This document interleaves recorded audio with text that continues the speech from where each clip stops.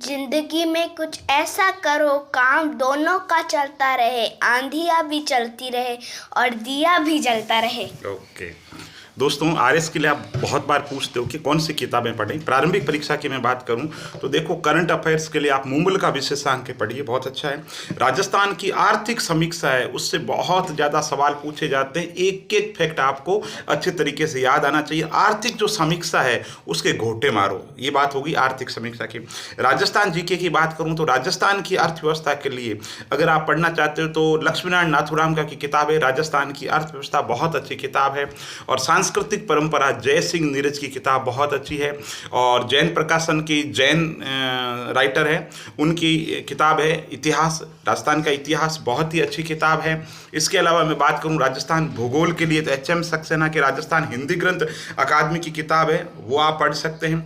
और अगर आप शॉर्ट में पढ़ना चाहते हैं, आपको लग रहा है ये बड़ी किताबें हैं, तो शुरुआत के अंदर आपको राजस्थान बोर्ड की जो किताबें हैं उनसे राजस्थान के सामान्य अध्ययन के लिए तैयारी करनी चाहिए, बहुत ही अच्छी किताबें हैं। ठीक है, इसके अलावा विज्ञान और प्रौद्योगिकी साइंस की अगर बात करूं तो साइंस के अंदर एलिमेंट्री लेवल पे अगर आप चाहते हो तो टाटा मैकग्रा-हिल पब्लिकेशन की जो किताब है वो पढ़ सकते हैं। और लुसेंट के, और पढ़ने सिर्फ वही है जो सिलेबस के अंदर है वो चीज़ें हैं। लुसेंट की जो विज्ञान की किताब है बहुत अच्छी किताब है, उसमें जो आपके सिलेबस के अकॉर्डिंग है आप उसको अच्छे तरीके से पढ़ सकते हैं। भूगोल की बात करूं तो महेश बर्णवाल की किताब बहुत है, पर्याप्त है, उसके अलावा और कुछ पढ़ने की जरूरत नहीं है, बस मैप पे थोड़ा सा अच्छे तरीके से ध्यान रखें। और अर्थव्यवस्था की बात करूं तो प्रतियोगिता दर्पण का जो अतिरिक्त अंक है बहुत ही अच्छा अतिरिक्त अंक है, आपको जरूर पढ़ना चाहिए।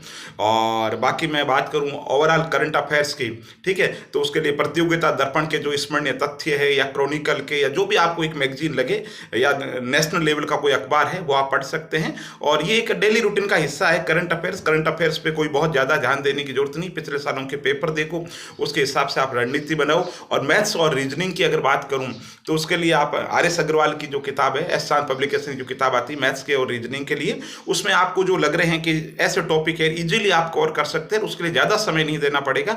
वो पिछले सालों के पेपर देखो, आपको पता लग जाएगा किस तरीके के सवाल पूछे जाते हैं, तो वो उस तरीके से आप तैयार करो। इंडियन पॉलिटी की बात करूं तो एम लक्ष्मीकांत किताब है, उसका कोई विकल्प ही नहीं है, उसको पढ़िए। प्रारंभिक परीक्षा के लिए भी बहुत यूजफुल है, मेंस के लिए भी बहुत यूजफुल है, बाकी एग्जाम आप दे रहे हैं, चाहे ईओ दे रहे हैं, चाहे सब इंस्पेक्टर का दे रहे हैं, उसके लिए भी बहुत ज़्यादा यूजफुल है। और हिस्ट्री की बात करूं तो प्राचीन और मध्यकाल के सवाल कम आते हैं, इसलिए एनसीईआरटी मेरे को लगता है इतनी जरूरी नहीं है। तो आपको लुसेंट के अंदर प्राचीन काल और मध्यकाल वो पढ़ सकते हैं। और आधुनिक भारत को बहुत अच्छे तरीके से तैयार कीजिए, क्योंकि सवाल वहां से ज़्यादा पूछे जाते हैं। और उसके लिए स्पेक्ट्रम गाइड है, उसका कोई विकल्प नहीं है, अच्छे तरीके से पढ़िए। और प्रारंभिक और मुख्य परीक्षा दोनों में आपके काम आएगी। तो मोटो मोटी जो ये किताबें, हिस्ट्री की बात होगी, ज्योग्राफी, इकोनॉमिक्स, पॉलिटी।